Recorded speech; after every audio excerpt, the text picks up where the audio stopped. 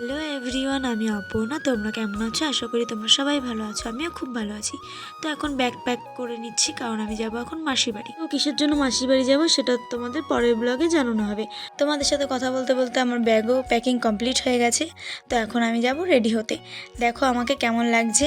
সাজুগুজু করার পর একটু নাটক করে নিচ্ছি তোমাদের সামনে। কি আর করবো, কাজ না থাকলে যা হয়। তারপরে মাসির বাড়ির উদ্দেশ্যে রওনা দিয়ে দিলাম আমি আর আমার বর মিলে।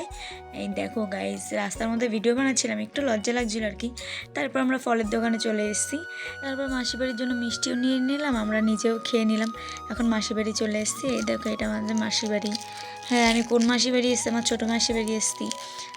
তোমরা তো সবাই দেখেছো এই ব্লগে আমার ছোটো মাসিকে। তো আমার ছোটো মাসি একটা বিজনেস করে, এই দেখো খেলনা বানায়। কত খেলনা, পুরো গুদাম ঘর লাগছিল জানো না গাইস। তারপর আমিও একটু হেল্প করছিলাম। তারপর আমার ভাইকে নিয়ে একটু নাটক করছিলাম। ভাই তো আমার কোলে আসবেই না। আমার ভাই আমার জন্য একটা খাবার রেখেছিল, ওটাই আমি আর ভাই মিলে খাচ্ছিলাম। তো একটু লজ্জাও পাচ্ছে, কারণ ক্যামেরা অন করা ছিল।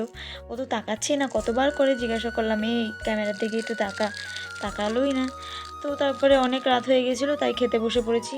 আজকে ডাল আর পনিরের তরকারি হয়েছিল। তো আমার খাওয়া দাওয়া শেষ হয়ে গেছে। তো আমি কিসের জন্য মাসির বাড়ি এসেছি ওটা কালকে ব্লগে দেখানো হবে। তো দেখো, আমি আর আমার মাসি এখন চারকোল মাখবো। কিছু হলেই আমাদের চারকোল মাখতে হয়। তো ভিডিওটা এই পর্যন্ত। যদি ভালো লেগে থাকে লাইক কমেন্ট শেয়ার করে দিও। দেখাবে নেক্সট ব্লগে। টাটা।